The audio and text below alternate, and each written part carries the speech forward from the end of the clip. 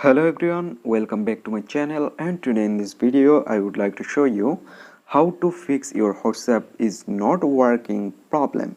So let's begin our video. So guys, first of all you need to go on your Play Store, and after go on it, now go to search bar and type WhatsApp. So there you can see you need to check your WhatsApp Messenger is update or not. There you can see my WhatsApp is not update.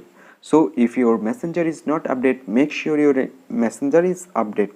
So after update your Messenger, then what should you do? You just need to go on your phone settings. After go on your phone settings, you need to find out apps or apps management option. So there you can see this is apps, open on it.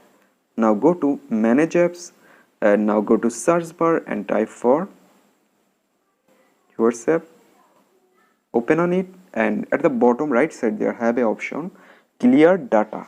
Select on it. Now select clear cache. You need to click OK. Okay, after doing that, I hope your WhatsApp is working perfectly.